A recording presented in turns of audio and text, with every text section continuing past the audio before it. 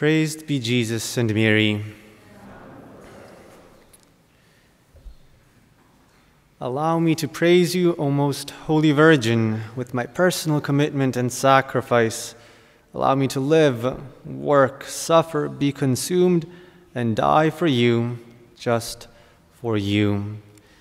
These few words summarize the life and the existence of St. Maximilian Maria Kolbe, martyr of charity and our special patron of the Franciscans of the Immaculate. So today, allow me just one brief reflection on these words of consecration to the Immaculate, because as St. Maximilian reminds us, if we live them well, if we live this consecration well, every other good will come to us with it. And what's the point that I want to draw attention to today?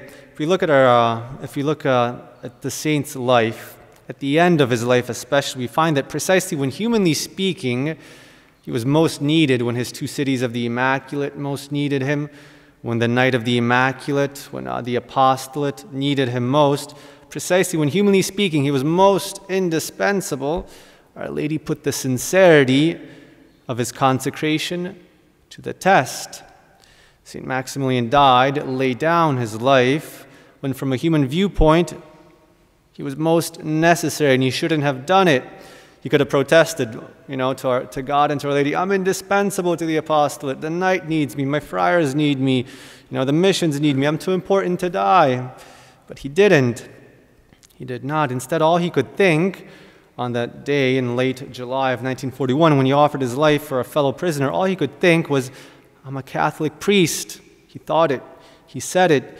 And he offered his life and died naked, starved. He gave everything up to Our Lady, body and soul, and deprived of everything, he was conformed by her most perfectly to her Son. And it is in this way that he bore fruit that remains. Because he was intent, in all his life, St. Maximilian was intent on proving, on emphasizing the point that it was not he who was achieving, who was doing something, was Our Lady through him. And he was so intent, he was so focused on this point that he wanted to prove what he lived, and he did so by giving his life precisely when he was most needed, to show that Our Lady, sure, because of her great love for us, does use us, but doesn't need us. Her work goes on without us, just like a master painter can paint his masterpiece using this brush or that brush, one brush or another. He could even take his brush, break it, and use another one if he wants to, and he still achieves his results. So Our Lady with us. And this teaches us two things today. One, that Our Lady takes our consecration to her seriously. She doesn't want or expect or need poetry from us, just nice words without content.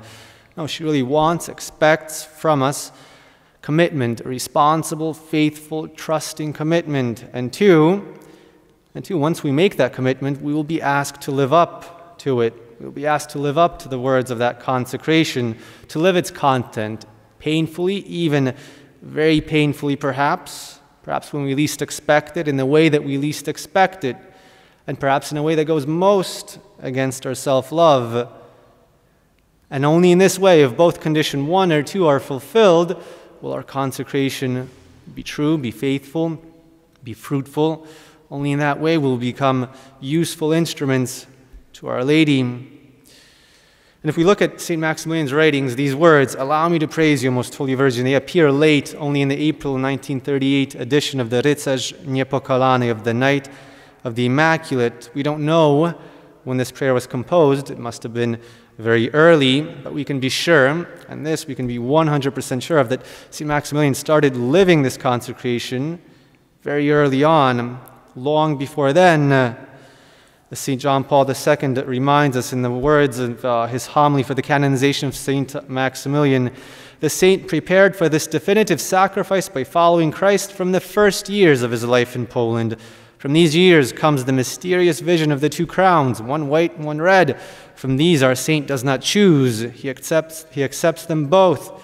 From the years of his youth, in fact, Maximilian was filled with the great love of Christ and the desire for martyrdom. It didn't come just instantly after a life of dissipation and indifference. No, it was an acquired heroic consecration. And the masters of the spiritual life all teach us this unanimously. They remind us that a desire for martyrdom, without a daily practice of regular observance for religious, of penance through mortification, patience, and above all charity, is but an illusion.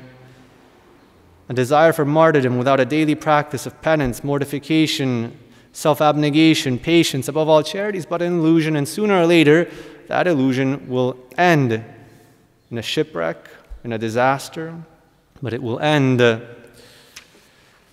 So what we need to remind ourselves is what, to us friars, our book of Sanctification speaks, when it speaks of the essence of our life, of the Marian Vow, of this consecration which we live as a vow to Our Lady. Ban barren and empty sentimentalism. Sentiments are easy, but ban barren and empty sentimentalism. Only the imitation of the Immaculate's virtues likens the soul to her. Imitation of her poverty, her chastity, her obedience, her heroic obedience. Our Lady was given at the same time the greatest gift that any human creature could be given, divine maternity, but also simultaneously she was asked to give that gift back to God. She was asked to sacrifice her son on the cross to God in the most cruel way, and she didn't.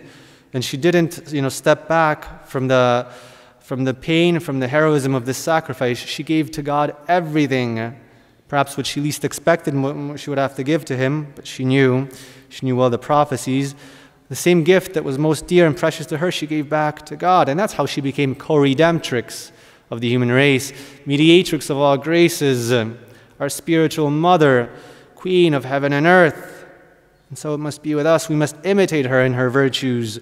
And in our unlimited consecration to the Immaculate, in the Marian Vow of unlimited consecration to her, the book of Sanctification reminds us again, is found the most complete and radical offer of self to the Immaculate. She may demand everything from her consecrated, ask any sacrifice in heroism, even that of being consumed as a victim of sacrifice and of immolating one's life with the violent death of a martyr, according to the example of St. Maximilian. We don't live poetry. We don't live illusions, hopefully. Hopefully we're trying to put this into practice. And when Our Lady calls and asks, only then we'll be ready. If day by day we live our Marian Vow, ever more heroically, ever more virtuously. So today let us remember this one great lesson from St. Maximilian, patron of our difficult age, an irresponsible age, an unfaithful age, a wimpish, a cowardly age. This manly saint reminds us that our sanctity, our fruitfulness, our entire worth as religious, consecrated to the Immaculate, depends on the sincerity of that consecration. And that heroic consecration must be acquired daily, not tomorrow, but today. So on this feast, on this solemnity, I wish to all of you who listen, especially my fellow brothers, confreres, Franciscans of the Immaculate, what St. Maximilian wished them. He wrote one day in a letter, "We have consecrated ourselves to her without limits. Therefore we have no right to neither thoughts, nor actions, nor words of our own. Let her govern us despotically. May she be so benevolent as not to respect our free will. And if ever we wish to separate ourselves in any way from her immaculate hands, let her constrain us," because this is for our own good. "Let her constrain us, even if she were to make us suffer much, and even very much. Even if we were to protest and to refuse and to beg, let her not take heed of anything, but rather constrain us by force. And exactly then may she press us ever more firmly to her Immaculate Heart, to that Immaculate Heart which one day will certainly triumph. We just have to make sure that we'll be on the winning side. That Immaculate Heart will triumph, though it might cost us our blood to contribute to that triumph. And on the spirit of, maximalism, of St. Maximilian's maximalism, would it be, if it is Our Lady's will, may she give us that grace to contribute with our blood, to live, to work, to suffer, to be consumed and die for her, just for her, for the greatest possible glory of God, and for the salvation of all souls. Saint Maximilian Mary, pray for us.